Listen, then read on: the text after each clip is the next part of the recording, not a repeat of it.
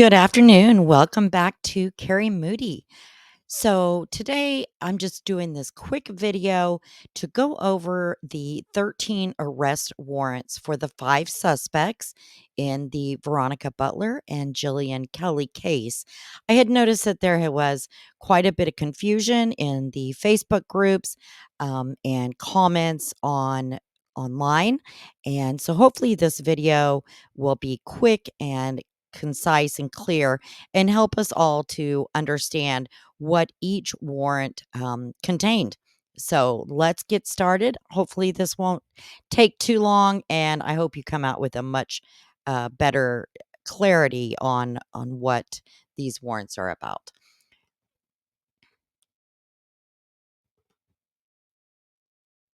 So let's real quick just go over the basic facts in the arrest affidavits, okay? So Saturday, March 30th, 2024, Texas County Sheriff's Department requested that OSBI investigative services come when Veronica's car was found abandoned and her and Jillian were missing. Veronica and Jillian were to meet Tiffany Adams for a custody visitation and birthday party for Veronica's daughter at 10 a.m. at Four Corners. That was their meeting spot. Well, when they never arrived, Veronica's family began looking and they came upon her vehicle. They then contacted law enforcement at 12:09 p.m. Upon law enforcement's arrival at the car scene, blood was found on and at the edge of the roadway. Veronica's glasses were also found in the roadway south of the vehicle near a broken hammer. A pistol magazine was also found in Jillian's purse, but no pistol was found. So I know that that has been, people have kind of gone back and forth with that. No pistol was found there at the scene. Butler and Kelly's cellular devices both were actively sending signals until 9:42 a.m. that morning. The phones then stopped sending signals and were not found at the scene and were currently missing at the time of the arrest affidavits on 5/12/24. Tiffany Adams was the last known person to communicate with Veronica. And this is a picture there on the screen that I had taken there from the scene where the car was found. So, real quick, Tiffany Adams, February 13th, 2024. Tiffany purchases three prepaid cell phones from Walmart in Guyman, Oklahoma. After Butler and Kelly's disappearance, two of these phones were pinged at a property owned by Beasley and leased for cattle grazing by Tad Colum, who is Tiffany Adams' boyfriend. There on the right hand side, you can see the good days of Tiffany and Tad. They don't quite look that way anymore. Tiffany is looking much more like the picture right below that. On March 23rd, 2024, Tiffany also purchases five stun guns in Guyman, Oklahoma. So let's get to the warrants because there was a lot of information. I think it was difficult for a lot of people to put it all together.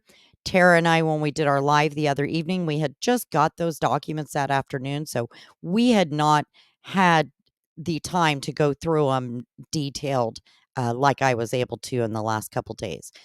So on April 1st, 2024, Tiffany Adams took her silver iPhone 13 Pro cell phone to the Code in Guyman. That's a phone store there to be repaired. The phone screen and the back glass were badly damaged with numerous cracks.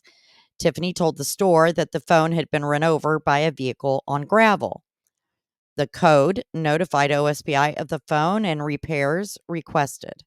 The Code repaired the phone and then gave it to OSBI agents on April 3rd, 2024. OSBI then obtained a search warrant to search the cellular devices and review information taken from it, including the call detail records, text messages, website history, cache files, which reflect contacts with Butler, as it may provide evidence of the murder slash assault and battery with a deadly weapon. OSBI performed an extraction on it. On this phone, they found web searches for taser pain level, gun shops, prepaid cellular phones, and how to get someone out of their house. On April 3rd of 24, on the original search warrant return for the iPhone seized from the code, that is in the warrant 2024-17, OSBI extracted 117 gigabytes of data. This was signed by the court on April 26th of 24. Again, on April 3rd of 24, there's an amended search warrant included with this one for an iPhone 13 Pro. It was executed, and 60.1 gigabytes of data was obtained from that extraction. That was signed on May 9th, 2024, by the district judge. Now, the phone discussed in this warrant appears to be the same one, as it's the same search warrant. It's the same silver iPhone. I'm not sure as to why the amended search warrant and the additional data extracted, but I think I have an idea. For one, the original warrant only said iPhone. It didn't say iPhone 13 Pro, anything like that. The amended does say iPhone 13 Pro, but we'll see that it appears Tiffany takes either this phone or another one back to the code later on.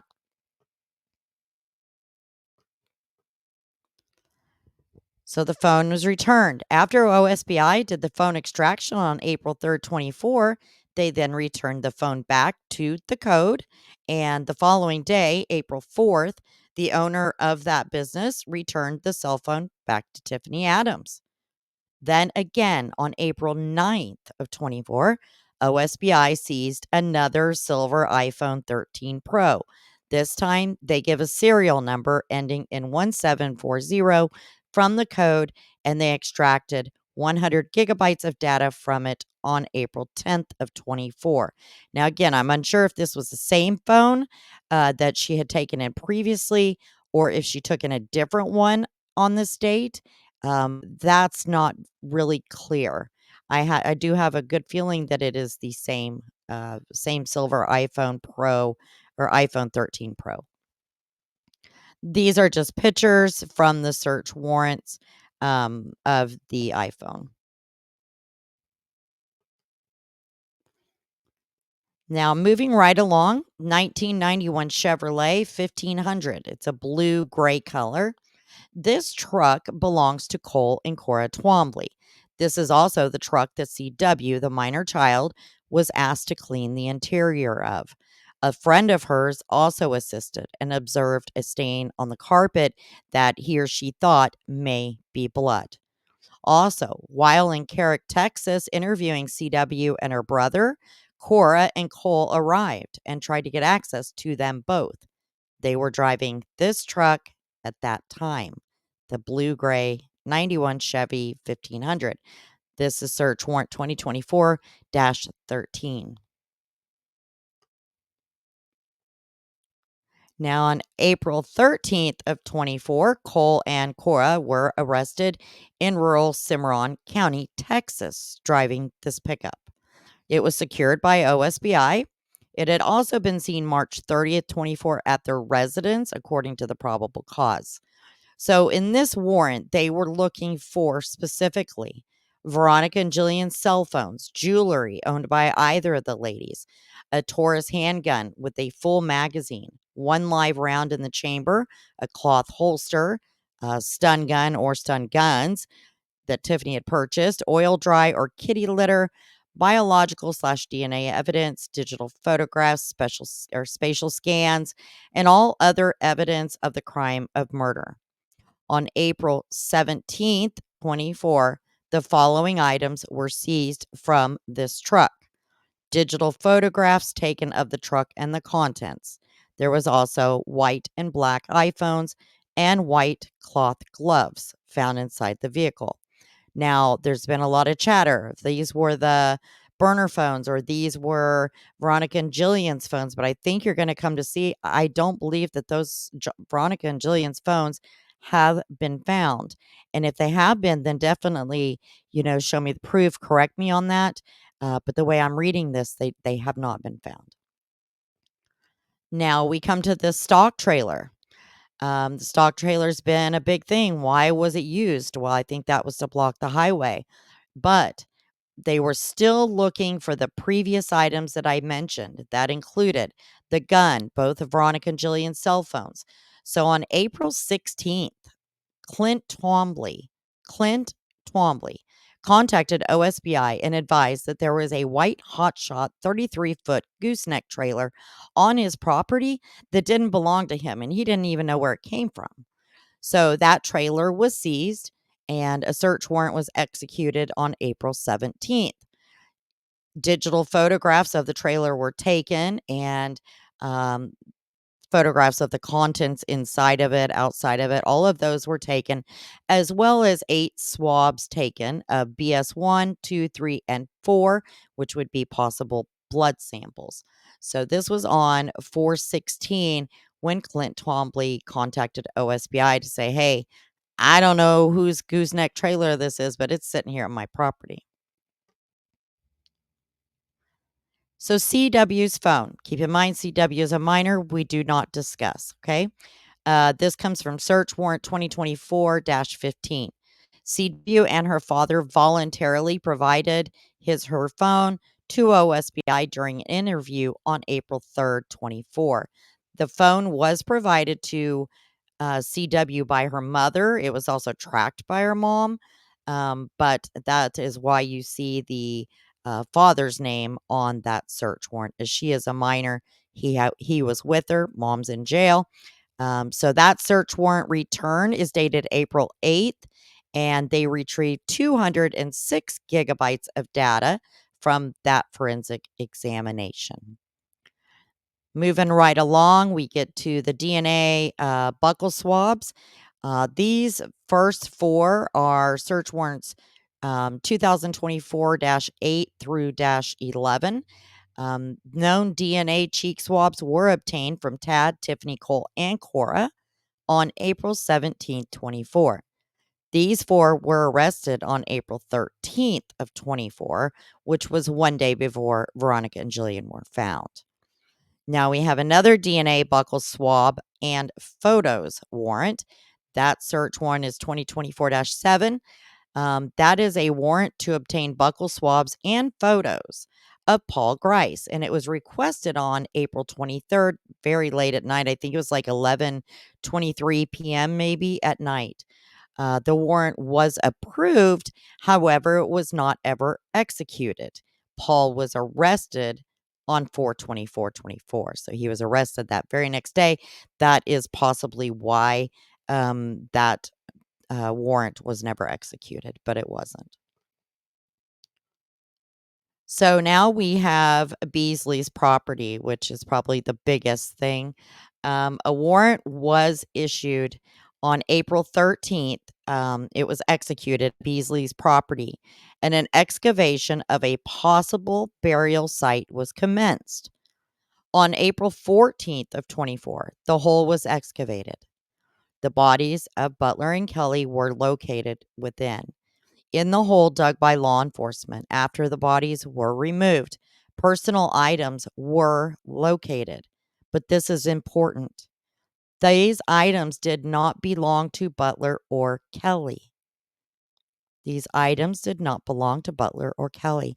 This information was not released to the public, but it's all in that search warrant.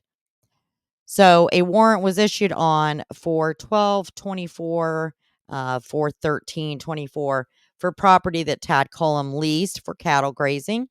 The items that they were still looking for at this point on April 13th were the bodies of Veronica and Jilian, clothing worn by Butler, to include a gray screen printed t-shirt, blue jean denim shorts, dark colored socks, and gray Hey Dude shoes.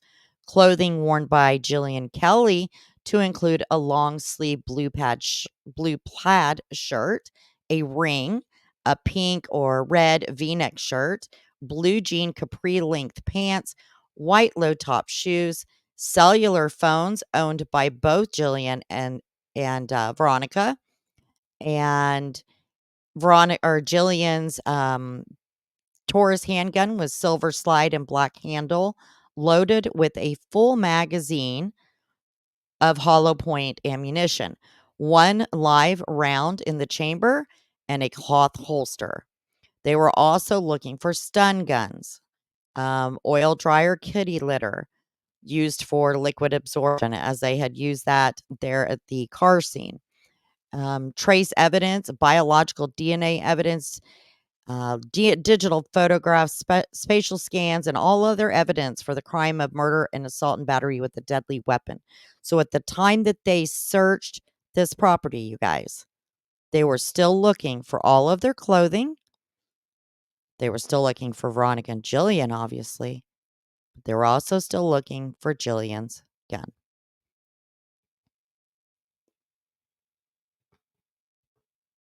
So the results of that search, these are the items that were seized from the property. As you can see here in the screenshots, these are taken directly from the search warrants. Between April 12th through the 15th, the following was seized from the property that Tad Colum was leasing: USB drive of the dig site, photographs, evidence. There was a pair of Wrangler blue jeans with a black belt that had possible blood on them, a brown sweatshirt with possible blood, black hooded sweatshirt. All of these have with possible blood, okay? Black hooded sweatshirt. Another pair of Wrangler blue jeans, reddish pink hooded sweatshirt, a roll of duct tape, a pair of white Ariat socks, a gray t shirt, black handle of a saw, 8 wet swabs, 1 ratchet strap, Carhartt black jacket, cloth glove, a black K-bar knife in sheath, gray ball cap, a blue/white ball cap, a pair of cloth gloves, blue/gray Skechers tennis shoes, tan Ariat shoes. Is it Ariat? Ariat? I don't remember. I used to wear the boots, but I don't know how to pronounce it. Black taser/flashlight, gray Dickies t-shirt, and electrical cord and small black tape. As you can see, they did not find Veronica and Jillian's items with them. So it doesn't mention, were they wearing their clothing, things like that. I don't know. But this is what was seized. And then obviously they did, find their bodies as well. My guess is they found them with their clothing. But because it doesn't mention the gun and it does not mention the cell phones, I'm just, putting 1 plus 1 together here and saying that those items, it doesn't appear that they have been found yet. So let's talk about Paul's arrest real quick. So as you know, Paul was arrested later on, and there were some events that kind of led up to that arrest. On April 13th, Paul was at Tad's home when Tad was arrested. He was spoken to by FBI agents, and it was observed that he had a bandaged right pinky finger. Paul told FBI agents that he had cut it working on his pickup. All right. Well, 5 days later, another witness tells FBI agents that Paul had come to his house on April 17th, and he'd asked about several things, really weird things, like how long would it take for the state lab to process DNA evidence? How long DNA would last in dirt? How long DNA would last on clothing in the dirt in a 15-foot deep hole? If DNA would survive in dirt if it were being churned, and if the source knew how to get a quote unquote guy and his family into Mexico. He told the witness that he was worried about his DNA being in the hole that Butler and Kelley were found in because, get this, because he had been to the Twombly residence. Man, oh my. On April 19th, Paul was again seen by another witness. So now there's 3 witnesses. He was seen by another witness who stated that he saw Paul on March 30th and March 31st with a bandaged right hand. Paul told that witness that he had cut it while fencing. So Paul had lots of stories. Paul was getting desperate. Now there's also a 2009 white Nissan Altima. On April 17th, a search warrant was requested for Tiffany Adams' 2009 Nissan Altima. At the time of her arrest on April 13th in Guyman at the Code, she was driving this car, and she is the registered owner. In this warrant, search warrant 2024-12, they still had probable cause to believe that Veronica and Jilian's phones, Jilian's gun and holster, the stun guns, oil dryer, kitty litter, biological/DNA evidence may be found. That warrant was executed on April 17th, and from the vehicle, digital photographs were taken of the vehicle and the contents of it inside. But again, it doesn't appear anything was seized or found in there. There's also a blue flatbed truck. This is search warrant 2024-16. This is Cole and Cora's blue flatbed truck. So this search warrant states that when Core and Cole Twombly were arrested, they were driving a blue Chevy truck with Oklahoma tag number ending in 207. A search warrant was issued for the search of the vehicle, and during that search, two iPhones, one black and one white, were found. On April 26th of 24, both devices were seized and 5.68 gigabytes of data were extracted from device 1 and 38.4 gigabytes of data was extracted from device 2. All right, so let me back up. This truck, this blue flatbed truck, this is actually owned by Clint Twombly, who is Cole Twombly's cousin and currently running for Cimarron County Sheriff, for what that's worth to you. So, my conclusion, it doesn't appear that their cell phones have ever been found, as they were still being looked for during the search at Beasley's property. They're not listed in any of the evidence found on any of these search warrants. Additionally, they state in at least a few of the warrant affidavits that there were personal items found with them, but they specifically state those items did not belong to either Veronica or Jilian. My second conclusion is I am not an attorney, nor do I play pretend to be one on YouTube, Facebook, or anywhere else. So the information in this video is based solely on my understanding after reading through these 13 search warrants over and over and hopefully taking very good notes so that I could kind of try to explain them and wrap them in a pretty little bow for all of you. And I hope that this has helped you somewhat. Again, if you find an error, let me know. Let me know what search warrant it's on, what page, what paragraph, things like that. And I'm more than happy to clear up any errors that I may have made. Like I said, I'm not an attorney. So all of the search warrants are uploaded in our Facebook group. They've been there for a couple days now. You're more than welcome to take a look at them. And with that, I think that got through that pretty fast. Hopefully, it did clear up a little bit of things for everybody. Thank you so much. This is about justice for Veronica and Jilian, and we'll stay on it. But for now, I hope you guys have a wonderful evening. Have a great weekend. Please take care of yourselves and take care of each other. Be kind, and I will see you next time. Bye bye.